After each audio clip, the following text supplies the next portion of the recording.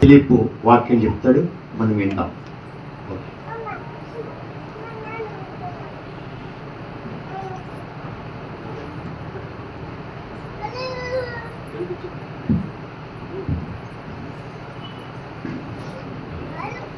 వాక్యంలోకి వెళ్ళబోయే ముందు చిన్న ప్రార్థన చేస్తాం.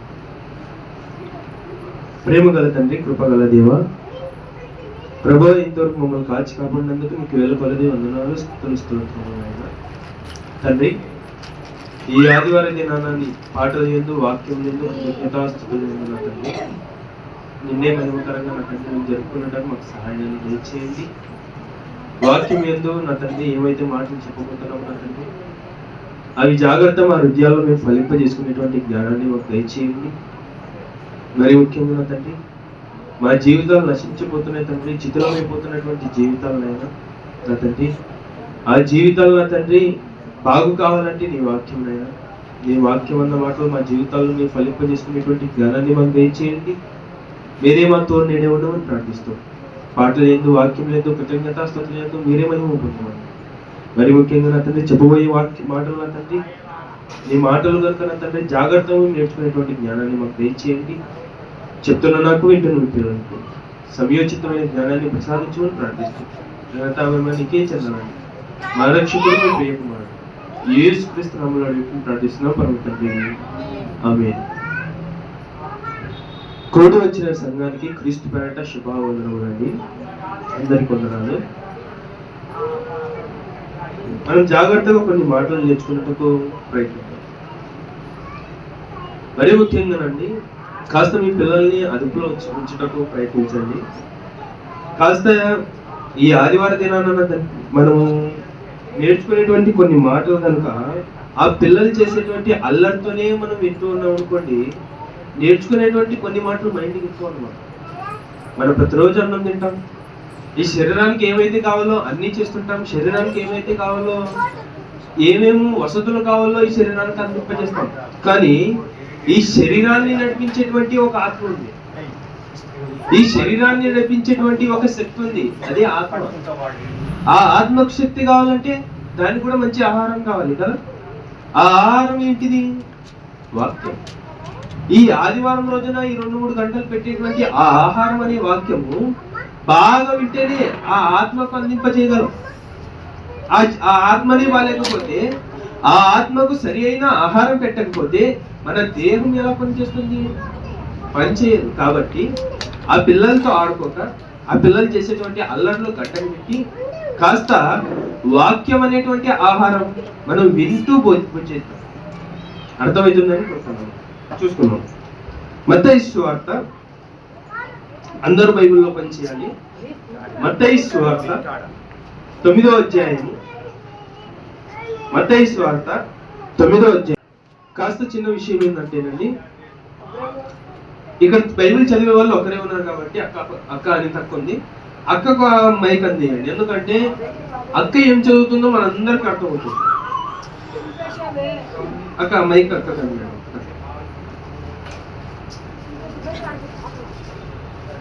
మత్తయి సువార్త 9వ అధ్యాయం 18వ వచనం.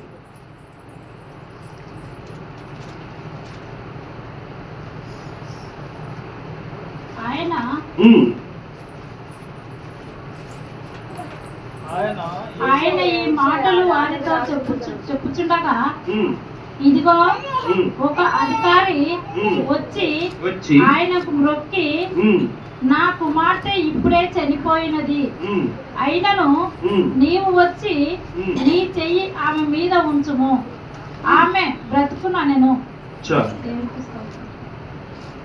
జాగ్రత్త. ఇక్కడ జరుగుతున్నటువంటి సందర్భం ఏమిటంటే, ప్రభు అయిన యేసుక్రీస్తు వారు ఒక చోట నిలబడి ప్రజలకు వాక్యాన్ని అందిస్తున్నాడు. ఏమందిస్తున్నాడు? వాక్యం చెప్తున్నాడు. అయితే వాక్యం చెప్తున్నప్పుడు, బోధిస్తున్నప్పుడు ఒక అధికారి వచ్చి, అయ్యా పలానా విషయం, మా ఇంట్లో ఒక అమ్మాయి చనిపోయింది, ఆమె నా కూతురు అనగానే తండ్రులకి ఎంత వద్దు కదండి. కొడుకులకు కూడా ఉండకపోవచ్చునేమో ఆ ప్రేమ, కానీ తెలియని ఆ ప్రేమ ఏంటిదో తెలియదు. కానీ కూతుర్లకు తండ్రులకు విడదీయలేని ప్రేమ ఉంటుందంట. నిజమేనా అండి? నిజమే.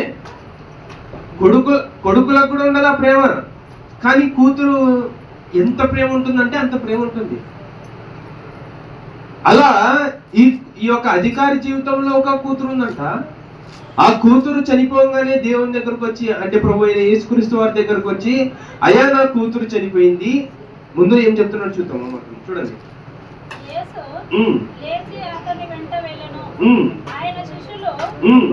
ఆయన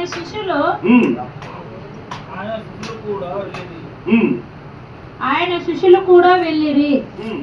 ఆ సమయమున ఇదిగో 12 సంవత్సరముల నుండి రక్తస్రావ రోగముల గల ఒక స్త్రీ, నేను ఆయనపై వస్త్రము మాత్రము ముట్టితే బాగుపడుదునని తనతో తాను అనుకొని ఆయన వెనుకకు వచ్చి ఆయన వస్తువు చెంగు ముట్టెను. యేసు వెనుకకు తిరిగి ఆమెను చూసి కుమారి ధైర్యముగా ఉండుము, నీ విశ్వాసము నిన్ను బాగుపరచనని చెప్పగా ఆ గడియ నుండి ఆ స్త్రీ బాగుపడెను.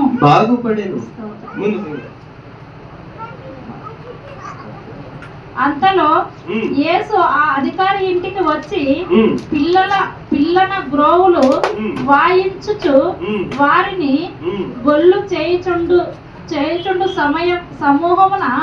సమూహమును చూసి స్థలం ఇయ్యబడి ఈ చిన్నది నిద్రించుచుండాలి గాని చనిపోలేదని వారితో చెప్పగా వారాయనను అపహసించిరి.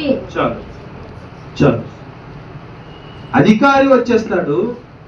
వచ్చేసి, అయ్యా నా కుమార్తె చనిపోయింది, నువ్వు రాగానే ఎంతో మంది చెప్పారు నువ్వు అద్భుత కార్యములు చేస్తావంట కదా, అద్భుత కార్యములు చేయగానే వారందరూ బాగైపోతారు కదా అని ఆ అధికారి తెలిసిందట. తెలియంగానే ఈ అధికారి ప్రభు అయిన యేసుక్రీస్తు వారి దగ్గరకు వచ్చేసి, అయ్యా నా కూతురు చనిపోయింది, దయచేసి మా ఇంటి దగ్గరకు వచ్చేయ్యా అని చెప్పేసి యేసు ప్రభు వారితో అధికారి చెప్తాడు. అధికారి చెప్పంగానే ప్రభు అయిన యేసుక్రీస్తు వారు లెగిచి అతనితో వెంబడిస్తూ వారి ఇంటికి వెళ్ళేటప్పుడంట ఒక స్త్రీ వ్యాధితో బాధపడుతుందంట. వ్యాధితో బాధపడితే ప్రభు అయిన యేసుక్రీస్తు వారి యొక్క చెంగు అంటే బట్టను ముట్టుకోగానే ఆ యొక్క వ్యాధి అంట బాగైపోయింది. అయితే ప్రభు అయిన దేవుని వల్ల అక్కడ ఈ సందర్భం మనకు సంబంధం లేదు, కానీ ముందుకు మనం వెళ్ళినట్లయితే ఆయన ఆ ఇంటికి వెళ్ళిపోగానే ప్రభు అయిన యేసుక్రీస్తు వారు ఒక మాట అంటారు, ఈ పాప ఇప్పుడే పండుకుంది కానీ చనిపోలేదని చెప్పేసి చెప్పంగానే అక్కడున్న వారందరూ కూడా నవ్వుతున్నారంట. ఎక్కడి నుండో వచ్చేసాడు ఈయన. వచ్చేసి మేమందరం చనిపోయాడని చెప్పేసి ఏం చేస్తున్నాం, నాట్యం ఆడుతున్నాం, అది ఏంటి తబలాలు కొట్టుకుంటున్నాం, డోళ్ళు కొట్టుకుంటున్నాం, ఎగరలాడుతున్నాం, అవన్నీ చేస్తున్నాం కదా, మరి ఈయన ఎక్కడి నుండో వచ్చేసి బ్రతికుంది అని చెప్పేసి చనిపోలేదని చెప్పేసి ఎలా చెప్తున్నాడని చెప్పేసి అందరూ నవ్వుతున్నారంట. నవ్వుతున్నప్పుడు ప్రభు అయిన యేసుక్రీస్తు వారు ఏమంటున్నాడు, ముందుకు ఆయన జన సమూహమును పంపివేసి ఆయన లోపలికి వెళ్ళి ఆమె చెయ్యి పట్టుకొనగానే ఆ చిన్నారి లేచెను. ఈ సమాచారము ఆ దేశమంతటను వ్యాపించెను. యేసు అక్కడి నుండి వెళ్ళుచుండగా ఇద్దరు గ్రుడ్డివారు ఆయన వెంట వచ్చి, దావీదు కుమారుడా, మమ్మను కనికరించుమని కేకలు వేసిరి. ఆయన ఇంట ప్రవేశించిన తర్వాత ఆ గ్రుడ్డివారు ఆయన యొద్దకు వచ్చిరి. యేసు నేను ఇది చేయగలనని మీరు నమ్ముచున్నారా అని వారిని అడగగా వారు నమ్ముచున్నాము ప్రభువా అని ఆయనతో చెప్పిరి.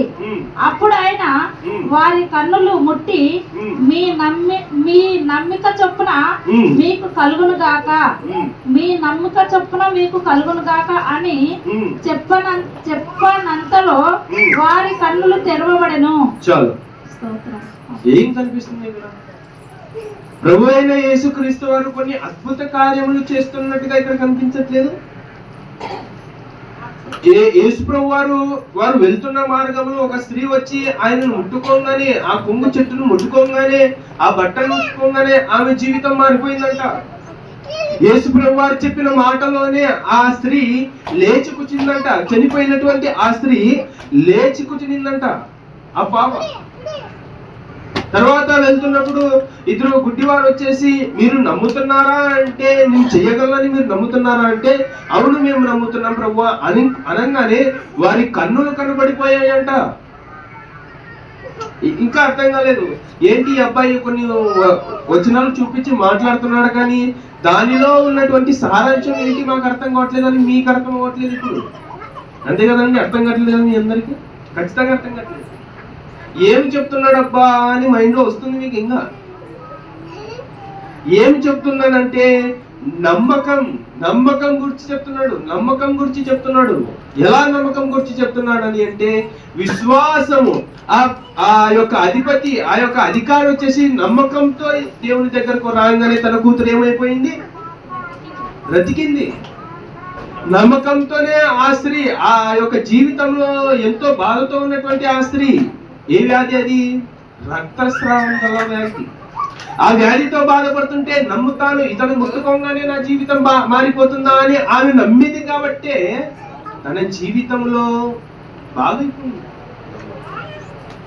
ఇక్కడ నమ్మకం కనిపిస్తుంది మనకి.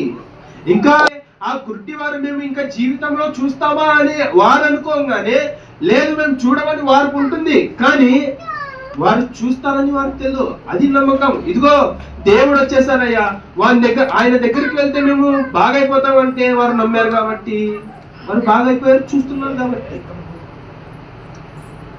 నమ్మకం. ఇంకా ఏం తెలియజేస్తున్నాడని అంటే, ఎవరో కాదంట, వాళ్ళందరూ నమ్మిపోయి దేవునితో బాగుపడిపోయారంట, వారి జీవితాలను బాగు చేస్తున్నారంట.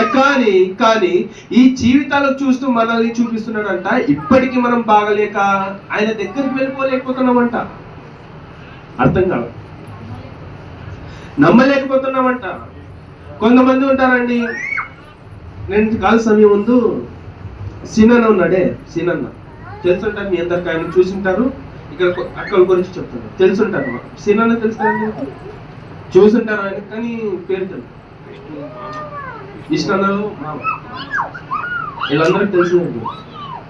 ఆయన గారు వచ్చేసి ఫోన్ మాట్లాడుతూ నాకు ఏమంటున్నాడు అంటే, ఏమన్నా మీరు రక్షణలో ఎప్పుడు వస్తారని చెప్పేసి ఆయన అడిగాను. అన్న తమ్ముడు, నా భార్య మారిపోయింది కానీ నేను రక్షణ పొందలేదు అంటున్నాడు. ఏంటిదన్నా, అక్క మారిపోతే నీకు పరలోకం వచ్చేస్తుందా అని ఒక మాట అడిగేసాను ఆయనకు. ఆయన అడగంగానే ఏమంటున్నాడు తెలుసా? దేవుడే చూసుకుని తమ్ముడు అంటున్నాడు. అంటే కుటుంబంలో ఒక స్త్రీ లేదంటే కుటుంబంలో ఒకరు మారిపోయారంటే కుటుంబం అందరికీ పరలోకం వచ్చేస్తుందా? రాదు. ఎప్పుడు వచ్చేస్తుందంటే, ఇదిగో నీ జీవితం ఎప్పుడైతే మారిపోతుంది, నా జీవితం, నేను పాపంలో పడిపోయాను, నా పాపం నిమిత్తం ఒక ఆయన చనిపోయాడు, ఆయనే క్రీస్తు అని తెలుసుకున్నప్పుడు అప్పుడు నీకు పరలోకం వచ్చేస్తుంది. పోయినసారి ఏం మాట్లాడాలండి? పోయినసారి నిన్న వారం కాదు, అవతల వారం నేను మాట్లాడాను.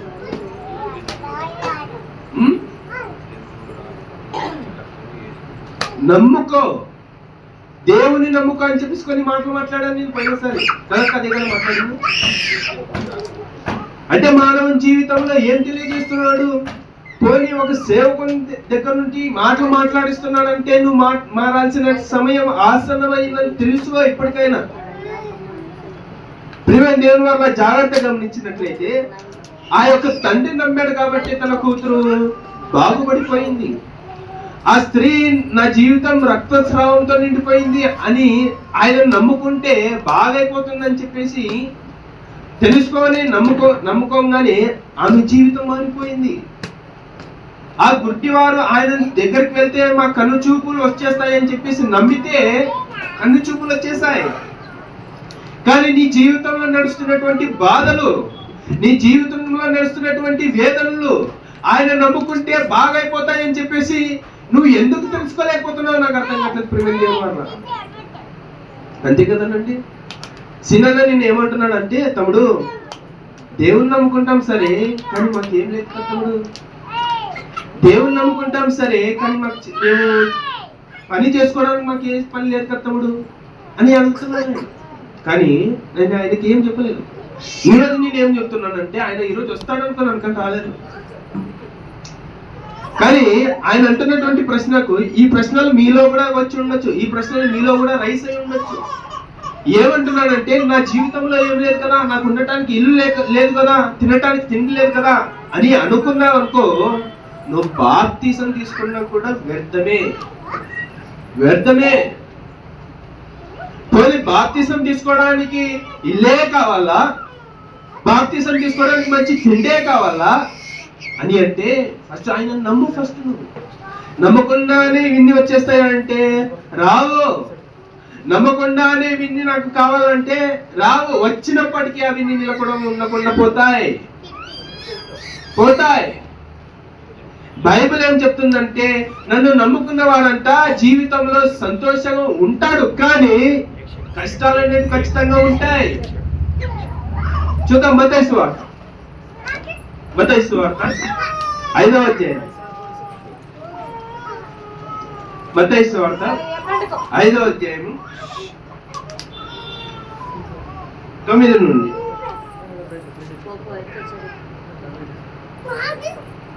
మత్తయి సువార్త 5వ అధ్యాయం 9 నుండి. సమాధాన పరచువారు ధన్యులు, వారు దేవుని కుమారులు అనబడుదురు. నీతి నిమిత్తము హింసించువారు ధన్యులు, పరలోక రాజ్యము వారిది. నీతి అంటే చెప్పండి. నీతి అంటే ఏదో కాదంట. ఇదిగో నువ్వు ఏదైతే దేవుని కోసం చేస్తున్నావో, సువార్త ప్రకటిస్తున్నావో, ఆ విషయంలో నువ్వు హింసింపబడ్డావు అనుకో, అయ్యా నువ్వు ధన్యుడవు, నీకు పరలోక రాజ్యం వస్తుంది, నువ్వు ఫిక్స్ అయిపో అని చెప్పేసి ఇక్కడ క్లుప్తంగా చెప్తున్నారు దేవుడు అన్నారు. పోనీ నువ్వు రక్షణలో రాగానే, రక్షణలో వచ్చినప్పుడు నీ జీవితం బాగుంటుందా అంటే బాగుంటుంది, కానీ అక్కడ ఒకటి ఉంది. ఏముందంటే, ఆ రక్షణలో వచ్చినప్పుడు నీ జీవితంలో ఎన్నో సమస్యలు వచ్చేస్తాయి, ఖచ్చితంగా వస్తాయి. బైబిల్ చెప్తున్నమాట. చూడండి కింద 11 వచ్చిన, ఆయన నమ్ముకుంటేనంటే ఏమొస్తుందంటే, అక్కడ నా నిమిత్తము జనులను మిమ్మును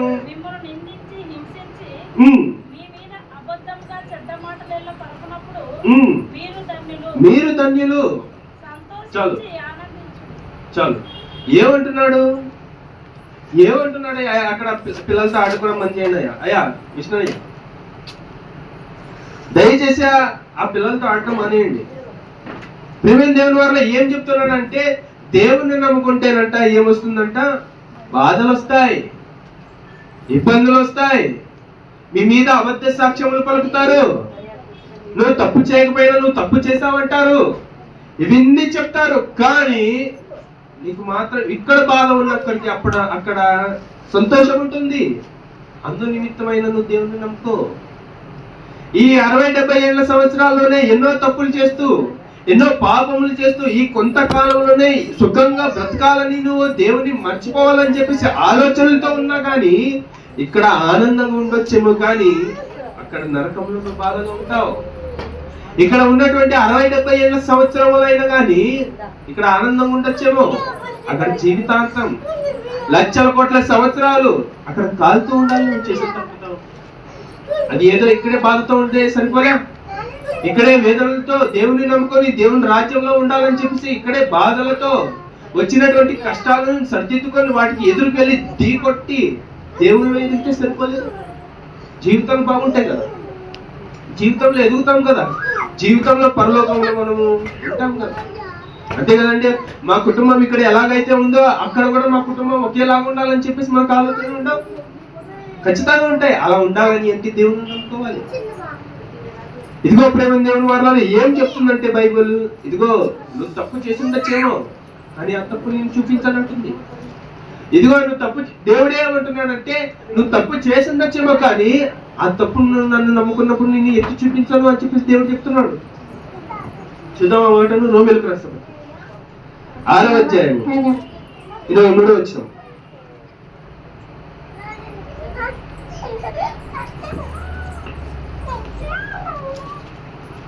రోమీయులకు రాసిన పత్రిక 6వ అధ్యాయము 23వ వచనం. ఏలయనగా పాపము వలన వచ్చే జీతము మరణము. అయితే దేవుని కృపావరము మన ప్రభువైన క్రీస్తు యేసునందు నిత్య జీవము. ఏమంట చాలండి. ఏమంటున్నాడు? ఏమర్థమైంది ఇక్కడ? పాపం చేసేదానికి వచ్చేటువంటి గిఫ్ట్ ఏంటి? మరణం. గిఫ్ట్ ఏంటిదంటే పాపం చేస్తాము అప్పటి వరకే బాగుంటుంది, అందుకు గిఫ్ట్ రివార్డ్ ఏమి ఇస్తున్నాడు అంటే మరణం ఇస్తున్నాడు. దాని తర్వాత ఇంకో పెద్ద రివార్డ్ ఏంటిదో కాదు, నరకం. అప్పుడు ఇంకా ప్రతిరోజు చావాలి, ప్రతిరోజు ఏడవాలి. ఈడ ఉన్నట్టు కంటే 1000 రెట్లు ఆడ బాధ ఉంటుంది, ఈడ ఉన్నట్టు కంటే నొప్పి ఆడ 1000 రెట్లు ఉంటుంది. దానికంటే ముందు నువ్వు మారిపోతే బాగోలేదు. దానికంటే నీ మరణం ఎప్పుడు వస్తుందో తెలియదు. ఈ రోజే ఉండొచ్చేమో, ఈ రాత్రి ఉండొచ్చేమో, లేకపోతే నెక్స్ట్ గంట ఉండొచ్చేమో, చెప్పలేము. మనం మరణం ఎప్పుడు ఉంటాం మనమే చెప్పలేము ప్రియమైన దేవుని వారు. కాబట్టి క్రీస్తుని నమ్ముకోవడం అంటే ఏంటిదో కాదు, ఇదిగో నా పాపం నిమిత్తం ఆయన మరణించున్నాడు, నా పాపం నిమిత్తం ఆయన చనిపోయి ఉన్నాడు, నా పాపం నిమిత్తం ఆయన శరీరాన్ని చీల్చబడి ఉంది అని తెలుసుకోవడమే మారు మనసు ప్రియమైన దేవుని వారు. ఇంకా చూసుకుందామండి. రోమీయులకు రాసిన పత్రిక 3వ అధ్యాయము 23వ వచనం. రోమీయులకు రాసిన పత్రిక 3వ అధ్యాయము 23వ వచనం.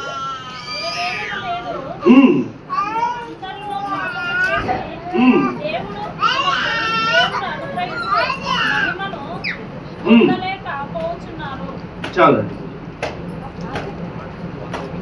మరలా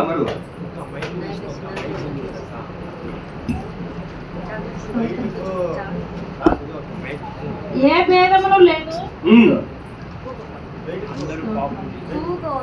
3వ అధ్యాయం 23వ వచనం. ఏ భేదమును లేదు, అందరిలో పాపం చేసి దేవుడు అనుగ్రహించి మహిమను పొందలేకపోతున్నారు. ఏం ఇస్తున్నాడు దేవుడు? ఏదో ఇస్తున్నాడు, ఉచితంగా ఇస్తున్నాడు.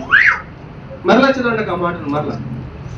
ఏ భేదము లేదు, అందరూ పాపం చేశారంట, దేవుడు అనుగ్రహించు మహిమను పొందలేకపోతున్నాడంట.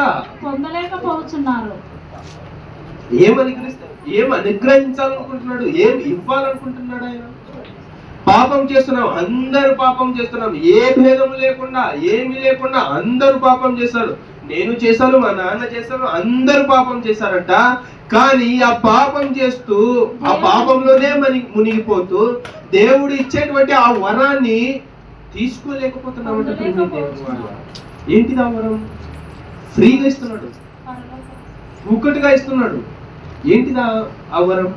ఏంటిదో కాదు, ఇదిగో నీ పాపం తుడుచుకేసుకొని ఆయనలో నడిచావంటే ఆయన ఇచ్చే ఏ వరమో కాదు, జీవితాంతం ఆనందంగా ఉండేటువంటి పరలోక రాజ్యాన్ని నీకు ఇస్తాడంటున్నాడు. అది పొందుకోవాలంటే మారు మనసుకోవాలి, అది రావాలంటే, అది కావాలంటే, అక్కడ నువ్వు హ్యాపీగా ఉండాలంటే నమ్మకం ఉండాలి. కాబట్టి ప్రియమైన దేవుని వారలారా, మానవ జీవితంలో ఏం తీసేసుకోవాలంటే మొట్టమొదటిగా పాపం తీసేసుకోవాలి. ప్రియమైన దేవుని వారలారా, దేవుడు మొదట ఆయనలో నడిచి చూడు నీ జీవితం ఎలా ఉంటుందో. మొదట ఆయనలో నడిచి చూడు. ఆయన ఏమైతే చూపించాలనుకుంటాడో పాపం చేసిన తర్వాత నీ జీవితం చూడు, పాపం చెయ్యక ముందు ఆయన నమ్ముకున్న తర్వాత నీ జీవితం చూడు ఎలా ఉంటుందో. బాధలు ఉంటాయి మామూలే, కష్టాలు ఉంటాయి మామూలే, క్రైస్తవ జీవితం అంటాక ఇవన్నీ ఉంటాయి మామూలే. కానీ దేవుని నమ్ముకున్నాక నీ జీవితం చూడు ఎలా ఉంటుంది. మరలా చెప్తున్నాను ప్రియమైన దేవుని వారలారా, మరలా చెప్తున్నాను, ఏ క్రైస్తవుడైనా కానీ ఒకే ఒక మాట, ఏ పాస్టర్ అయినా కానీ ఒకే ఒక మాట చెప్తాడు. ఏమంటాడు తెలుసా? ఇదిగో ఆయన నమ్ముకున్నావంటే నీ జీవితంలో అద్భుత కార్యాలు జరుగుతాయి అంటాడు. నిజమే, కానీ ఎప్పుడు జరుగుతాయి అంటే కష్టాలు వచ్చినప్పుడు. కష్టాలు ఉంటాయి, బాధలు ఉంటాయి, వేదనలు ఉంటాయి, ఇవన్నీ ఉంటాయి. కానీ అద్భుత కార్యములు అనేటి ఒక భాగం. అర్థమవుతుందో లేదో మీకు మాట? అద్భుత కార్యములే జరుగుతాయని ఆ ఊహలో వెళ్ళిపోకండి. దేవుని నమ్ముకుంటే ఇంకా మా జీవితం లఖపతి అయిపోతాం, కరోడ్పతి అయిపోతాం అనుకోకండి. బాధలు వస్తాయి. అవన్నీ ఎదుర్కొని నిలబడినప్పుడే అవి రెండో సంగతి ప్రేమ దేవుని వల్ల. అందరు అంటుంటారు, అందరు పాస్టర్లు ఒక మాట అంటుంటారు, ఆయన నమ్ముకోగానే అయిపోయింది నువ్వు కరోడ్పతి అయిపోతావయ్యా అంటారు. అంత ఊహాగానం మాటలు నమ్మకండి. దేవుని బైబిల్ ఏం చెప్తుందో నమ్మండి. బైబిల్ ఏం చెప్పాలనుకుంటుందో దాన్నే నమ్మండి. అప్పుడే పరలోక రాజ్యం వస్తుంది. దేవుని వల్ల బైబిల్ సింపుల్ గా చెప్తుంది కదండి. ఏమని చెప్తుంది మత్తయి సువార్తలోని? నా నిమిత్తం మీరు నమ్ముకున్నారంటే ఏమవుతుందంట? బాధలు వస్తాయి, ఇబ్బందులు వస్తాయి, మాటలు వస్తాయి, ఇవన్నీ వస్తాయి.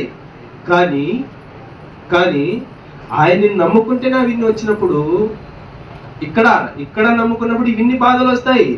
అక్కడికి వెళ్ళినప్పుడు ఆ బాధలు ఉండవు. ఇంతకంటే వీరెట్ల హ్యాపీనెస్ ఉంటుంది అక్కడ. ప్రేమ దేవుని వల్ల ఆయన్ని నమ్ముకుంటారని కోరుకుంటున్నానండి. ఇంకా కొన్ని మాటలు చూసుకుందాం. యెషయా గ్రంథం చూద్దాం. యెషయా గ్రంథం ఇంకా 4 వచనాలు ఉన్నాయి, చూసుకుందాం. యెషయా గ్రంథం 64వ అధ్యాయము మొదటి వచనం.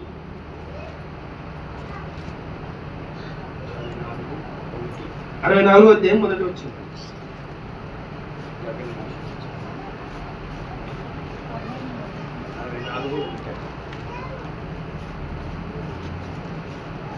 అరవై 64వ అధ్యాయము మొదటి వచనం.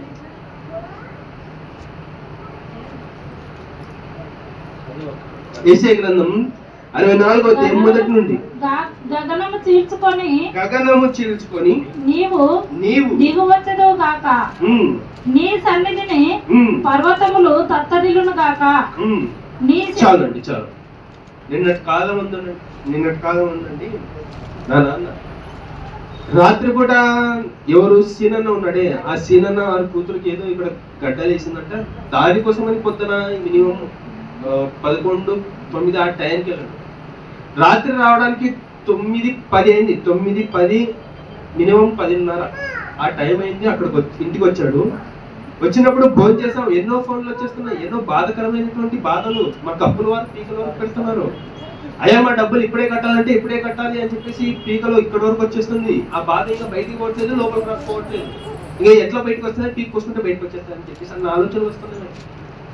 కానీ అలా చేస్తే దేవుడు ఒప్పడన్నటువంటి ఆలోచన మైండ్లో. కాబట్టి ప్రేమ దేవుని వల్ల నిన్న ఏం జరిగిందంటే, నేను ఒక మాట చెప్తాను చూడండి. మా నాన్న ఏ ఇంటికైనా వెళ్ళాడు అనుకోండి, ఏ ఇంటికైనా వెళ్ళినా కానీ ఆ ఇంట్లో ఏ దురా ఆత్మలు నడిచినా కానీ మా నాన్నకు వెంటనే కనిపోతాయి. ఎక్కడ ఏముందో అనేది కూడా తెలుసుకొని పోతుంది మా నాన్నకి. కానీ ఈ మాట నేను నాన్నగానే నిన్న రాత్రి, నాన్న నువ్వు అందరి ఇంట్లో ఏమేమి ఉన్నాయో తెలిసిపోతుంది కదా, మరి అలాంటి శక్తులు మాకు రావాలంటే మేమేం చేయాలన్నా అంటే ఆయన ఒకే ఒక మాట అంటున్నాడు. ఏమంటున్నాడు తెలుసా? ఇదిగో నీ జీవితంలో పరిశుద్ధాత్మ దేవుడు లేరా, అందుకే అవి నీకు కనిపించట్లేదు అంటున్నాడు. అంటే బాప్తిసం తీసుకొని నేను వేస్తా, నిజానికి నేను బాప్తిసం తీసుకొని నేను వేస్తా అని నాకు అప్పుడు అనిపిస్తుంది. నా కంట్లో నీళ్ళు అప్పుడు వస్తున్నాయి. ఆ కన్యలు మా నాన్న కనిపించకపోవచ్చేమో, నా భార్య కూడా పక్కలో వారికి అందరికి కనిపించలేకపోవచ్చేమో, కానీ నా కంట్లో నీళ్లు పరిగెడుతున్నాయి. నేను బాప్తిసం తీసుకోలేదా? నా జీవితంలో పరిశుద్ధాత్మ దేవుడు లేడా అన్న థాట్ నా మైండ్ లోకి వస్తుంది. ఒకే మాట అడిగాను, నాన్న నీలాగానే ఆయన వాక్యం ఈ మాటలన్నీ చెప్తున్నాడు. ఈ మాటలు నా జీవితంలో ఎలా వస్తాయి? నేను ఒక వాక్యం నేర్చుకోవాలంటే మినిమం గంటన్నర కూర్చోవాలి. ఇంతకుముందు ఆడ కూర్చొని రాస్తున్నాను ఏం చెప్పాలంటే ఈ మాటలన్నీ నాకు రావట్లేదు మైండ్లోకి. ఈ మాటలని ఎలా మాట్లాడతాను అన్నటువంటి నాకు ఆలోచన ఉంటుంది. కాబట్టి ప్రేమ దేవుని వాళ్ళారా, అలాగని మీరు ఉండాలని అంటే దేవుడు ఒకే ఒక మాట అంటున్నాడు. నీ జీవితంలో అలాంటి అద్భుత కార్యాలు జరగాలంటే ఒకటి బాప్తిసం తీసుకొని ప్రార్థన చేయమంటున్నాడు. నిన్న రాత్రి మా నాన్న ఒకటే అన్నాడు. ఏమన్నాడంటే, ఒరే నువ్వు నాలాగా కావాలంటే, నువ్వు ఎవరి దగ్గర ఏముందో, ఎవరి జీవితంలో ఏం నడుస్తుందో, ఎవరి ఇంటిలో ఏం తాగబడిందో అవి నువ్వు చెయ్యలేవురా అని అంటాడు. నేను చెయ్యలేనా? నిజంగా నేను చెయ్యలేనా? మరి అది చెయ్యాలంటే నీ జీవితంలో పరిశుద్ధాత్మ దేవుడు గట్టిగా రావాలి. నీ జీవితంలో పరిశుద్ధాత్మ దేవుడు గట్టిగా రావాలని అంటే నీ జీవితంలో కూరుకుపోవాలి అని చెప్పేసి నాన్న చెప్తున్నటువంటి మాటలు. కాబట్టి ప్రియమైన దేవుని వారు చూడండి, మరలా ఇప్పుడు చదువుతాం. గగనము చీల్చుకొని నీవు దిగువచ్చెదవు గాక, నీ సన్నిధిని పర్వతములు తత్తరిల్లును గాక. చాలండి, ఎంత గొప్ప మాట అండి. దేవుని నమ్ముకున్నప్పుడు అంట నీ జీవితంలో గగనము చీల్చుకొని ఆకాశాలు చీల్చబడి పరిశుద్ధాత్మ దేవుడు నీ లేకొస్తాడు. దేవుని నమ్ముకున్నప్పుడు అప్పుడు ఇవన్నీ అద్భుత కార్యములు జరుగుతాయి. ఇంకా చూద్దామండి, ఇంకా తొందర పెట్టేసుకున్నట్టు చూద్దాం. 61వ అధ్యాయము 21వ వచనం. నాన్న పక్కన నుండి చూద్దాం. 61 నా మీదికి వచ్చి ఉన్నది దీనులకు. ప్రభువగు యెహోవా ఆత్మ నా మీదికి వచ్చి ఉన్నది, దీనులకు వర్తమానము ప్రకటించుటకు యెహోవా నన్ను అభిషేకించెను. చక్కని మాట ఇది. ఒక సేవకుడు, ఇప్పుడు ఒక వ్యక్తి ఉన్నాడండి ఇక్కడ. ఇప్పుడు ఆ మాటలోనే అర్థం చెప్తున్నా చూడండి. దేవుడు ఒక వ్యక్తిని ఎలా ఎన్నుకుంటాడంటే, ఇక్కడ ఒక వ్యక్తి ఉన్నాడు, ఎవరో కాదు, విష్ణు అని చెప్తాను. ఖచ్చితంగా ఆ వ్యక్తిని ఎన్నుకున్నాడు. ఖచ్చితంగా ఆ వ్యక్తికి తెల్లది. ఖచ్చితంగా ఆ వ్యక్తిని ఎన్నుకున్నాడు. ఆ వ్యక్తి ఖచ్చితంగా వాక్యం చెప్తాడు. ఇది నా నమ్మకం. ఆ వ్యక్తికి తెల్లది. ఇక్కడ ఉన్న వారికి ఎవరికి తెల్లది. ఆ వ్యక్తి వాక్యం చెప్తాడంటే ఖచ్చితంగా చెప్తాడు. ఆ వ్యక్తిని ఎన్నుకున్నాడు. ఇప్పుడు ఒక మాట చెప్తానండి, ఊకోకనే వారి కుటుంబంలో వారి తల్లి మారుమర్చిపోతుందా? లేదు, ఏదో పని ఉంది కాబట్టి ఫస్ట్ వాళ్ళ తల్లి మారుమర్చిపోతుంది. ఊకోకనే మొదట వారి అన్నలు ఉన్నారు, వారి అన్నలు పెద్ద పెద్దలు, వాళ్ళ అన్నల్లోనే ఎన్నుకోలేదు. అతన్ని ఎందుకు మొదట బాప్తిసం తీసుకోవాలని ఎందుకు చింపదీశాడు చెప్పండి? అతనినే ఎందుకు ఎన్నుకున్నాడు? దేవుని అద్భుత కార్యం చూడండి ఇలా ఉంటాయి. తన జీవితం ఎలా మారిపోతుందంటే ఖచ్చితంగా చెప్తాను, దేవుని సేవలో అతను నడుచుకోబోతున్నాడు.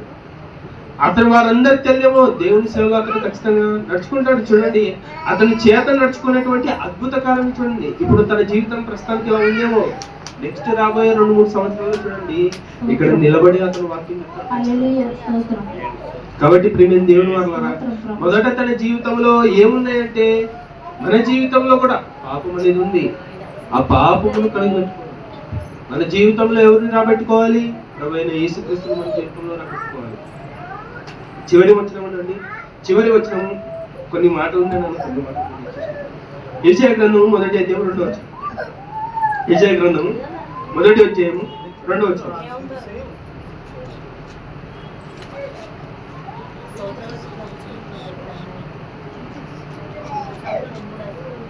యెషయా గ్రంథము 1వ అధ్యాయం యెహోవా మాటలు 2వ వచనం. యెహోవా మాట్లాడుచున్నాడు, దేవుడే మాట్లాడుతున్నాడు. అయ్యా మీ యెహోవాయే మాట్లాడుతున్నాడు. ఏమని మాట్లాడుతున్నాడు? దేవుడే మాట్లాడుతున్నాడు. చూడండి, యెహోవా మాట్లాడుచున్నాడు, ఆకాశమా ఆలకించుము, భూమి చెవియొగ్గుము. నన్ను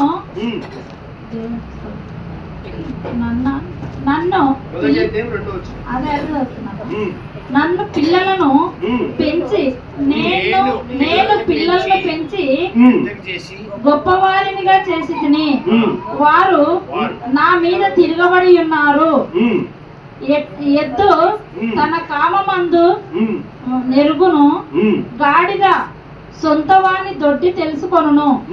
ఇశ్రాయేలులకు తెలివి లేదు, నా జనులు యోచింపరు. చాలండి. ఏమంటున్నాడంటే దేవుడే బాధపడుతున్నాడు. ఏమంటున్నాడంటే, ఆకాశమా నాకు నా బాధలు చెప్పుకోవడానికి ఎవరు లేరు. ఆయన ఎవరితో చెప్పుకుంటున్నాడు చూడండి. ఆకాశమా వినయ్యా, ఇదిగో వీరందరినీ నేను గొప్పవారినిగా చేశాను, పెద్దవారినిగా చేశాను. గొప్పవారినిగా చేసి ఎంతో ఉపయోగకారులుగా నేను చేస్తే వారు నా మీదే తిరగబడి ఉన్నారు అని చెప్పేసి ఆకాశముతో భూమితో చెప్పుకుంటున్నారు చూడండి. అంటే ఆయనకు చెప్పుకోవడానికి ఎవరు లేరంట, అక్కడ ఎవరు లేరంట. ఎందుకంటే అందరు పాపంలో మునిగిపోయి ఉన్నారంట. అందరు పాపంలో మునిగిపోయి. ప్రియమైన దేవుని వల్ల ఇక్కడ ఏం చెప్తున్నాడని అంటే, ఎద్దైనా తన యజమాని గుర్తుపడుతుంది, గాడిదైనా తన యజమాని ఇంటిని గుర్తుపడుతుంది. కానీ ఇశ్రాయేలు అన్నటువంటి వ్యక్తులు ఎవరైతే ఉన్నారో, అంటే మేమే, వారందరం ఎవరో కాదు, ఇశ్రాయేలు ఎవరో కాదు, మనమే. పాపంలో పడిపోయి తన సొంత యజమాన్ని మరిచిపోయారని చెప్పేసి దేవుడు ఇక్కడ బాధపడుతున్నాడు. చూడండి ప్రియమైన దేవుని వల్ల దేవుడు ఎవరి గురించి చెప్తున్నాడు? ఇక్కడ మన గురించి చెప్తున్నాడు. ఏమైపోయాం మనం? ఆయననే మనం అనుకుంటున్నామంట, నాకు మా యజమాని ఎవరో తెలుసు, మా నాన్న ఎవరో తెలుసు, నా దేవుడు ఎవరో తెలుసు అని మనం అనుకుంటున్నామంట. కానీ దేవుడు ఏం చెప్తున్నాడని అంటే, ఇదిగో సొంత తల్లిదండ్రులనే వీళ్ళందరూ మర్చిపోయి ఉన్నారయ్యా అని చెప్పేసి ఆకాశంతో భూమితో చెప్పుకుంటున్నాడు. చూడండి ప్రియమైన దేవుని వారు, పాపములో మనం ఎంత మునిగిపోయి ఉన్నామో మనకి ఇక్కడ అర్థమై ఉండాలి. ఇంకా 2 వచనాలు యెషయా గ్రంథము 43వ అధ్యాయం 27వ వచనం. యెషయా గ్రంథము 43వ అధ్యాయం 27వ వచనం.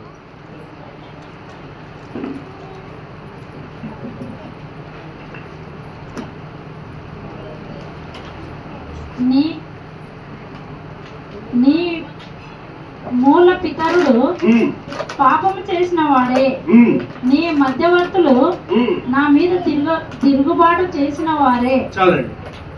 ఏమంటున్నాడు ఇక్కడ? నా పితరులు అంటే ఎవరో కాదు, మా తాతలు ముత్తాతలు, వాళ్ళ తాతలు, వాళ్ళ ముని ముత్తాతలు, వాళ్ళందరూ కూడా ఏం చేసిన వారంట? పాపం చేసిన వారే అంట. నేను కూడా పాపం చేశానండి ఖచ్చితం. నా నుండి వెనకాల ఎవరైతే ఉన్నారో వారందరూ, అంటే నేను, మా నాన్న, వాళ్ళ నాన్న, వాళ్ళందరూ కూడా పాపం చేసిన వాళ్ళే. వారందరూ పాపం చేసినప్పటికీ పాపం చేసినవే కాకుండా ఆయన మీద తిరగబడి ఉన్నారంట, చేసిన వారేనంట. కానీ ఇవన్నీ మీరు చేశారు కదా, ఇవన్నీ చేసినందుకు నేను మీ మీద ఎప్పుడు కోపం తెచ్చుకోను అని అంటున్నట్టు ప్రేమించాను వాళ్ళు. ఇంకా ముందుకు చూడండి, నా 25 చూడండి. ఇప్పుడు మరలా అదే అధ్యాయం 25 చూడండి. ఇప్పుడు దేవుడు ఏమంటున్నాడు? నేనే నా చిత్తానుసారంగా నీ అతిక్రమములను తుడిచివేసి ఉన్నాను. నేను నీ పాపములను జ్ఞాపకము చేసుకొనను. ఏమంట? అయ్యా, బాప్తిసం తీసుకోలేని అందరూ ఉన్నారు కదండి ఇక్కడ. ఇదిగో మీరందరూ పాపం చేశారంట, మీ నాన్న, ముని ముత్తాతలు వాళ్ళందరూ కూడా పాపం చేశారంట. కానీ ఇవన్నీ పాపం చేసినప్పటికీ, దేవుని ఎదిరించినప్పటికీ, ఇక్కడ దేవుడు ఏమంటున్నాడో తెలుసా? మీరందరూ పాపం చేసినప్పటికీ పర్లే, కానీ ఇక్కడ నేను ఏమంటున్నానో తెలుసా? నువ్వు నమ్ముకున్న నా దగ్గరకు వచ్చావంటే నువ్వు చేసిన పాపాన్ని, నీ యొక్క కుటుంబీకులు చేసినటువంటి, ముని ముత్తాతలు చేసినటువంటి పాపాన్ని నేను క్షమించేస్తానయ్యా అని అంటున్నాడు. అంతకంటే గొప్ప మాట ఇంకేం కావాలండి మనకి? అంతకంటే గొప్ప మాట ఇంకేం కావాలి? మన పాపం చేస్తే మన పాపంలే తుడిచివేయని మనం అంటాం. కానీ దేవుడు ఇక్కడ మంచి బోనస్ ఏమిస్తున్నాడు తెలుసా? ఇదిగో నువ్వు పాపం చేసావు పర్లేదు, నీ కుటుంబీకులు పాపం చేశాడు పర్లేదు, వారందరి పాపములు పోవాలంటే ఇదిగో మొదట నువ్వు బాప్తిసం తీసుకొని దేవుని నమ్ముకోయా అని చెప్పేసి దేవుడు అంటున్నాడు. ఎంతమంది బాప్తిసం తీసుకుంటారండి?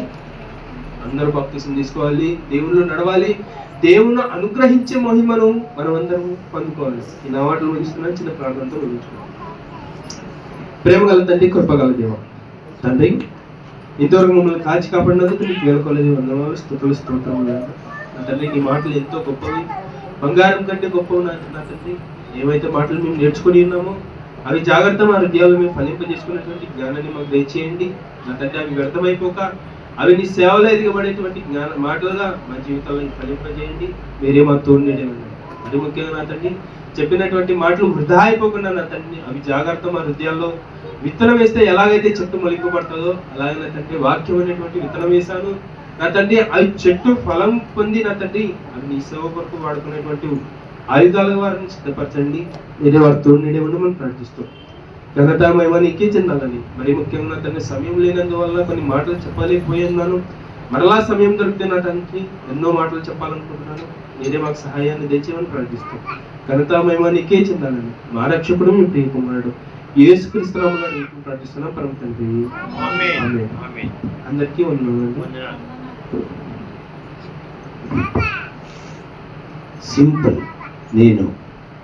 సింపుల్ ఒక 2 మాటలు